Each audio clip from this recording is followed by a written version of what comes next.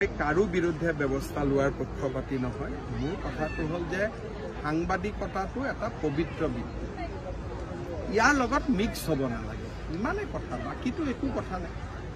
যদি আমি সকলোৱে নিজৰ নিজৰ দায়িত্ব পালন কৰোঁ, মোৰ বিৰুদ্ধে আজিৰ পৰা লিখা নহয়, 2001 চনত মই মন্ত্ৰী হোৱা দিনাৰ পৰাই মোৰ বিৰুদ্ধে লিখি আছে, কিন্তু মোৰ বিৰুদ্ধে লিখা সাংবাদিকৰ ঘৰতো মই নিজে যাওঁ। বেমাৰ আজাৰ হ'লে তেওঁলোকৰ লগত থাকোঁ, ঘৰৰ বিপদ হ'লে তেওঁলোকৰ লগত থাকিব চেষ্টা কৰোঁ।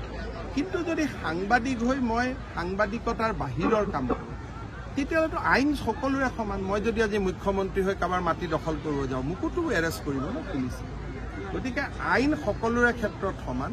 কিন্তু মই এইটো কথা বিশ্বাস কৰোঁ যে বিজেপি এটা চৰকাৰ যোনে আমাৰ এগেইনষ্টত ইমান লিখে, আমিতো কাকো একো নকওঁ। আমাৰ এগেইনষ্টত লিখা মানুহজনকো লগ পালে হাঁহি মাৰি মাত দিওঁ, হয় নে? এতিয়া আপোনালোকৰ ভিতৰত কিমানে হয়তো মোৰ এগেইনষ্টতে গৈ আজি লিখিব, মইতো কেতিয়াও এটাও টান শব্দ নকওঁ।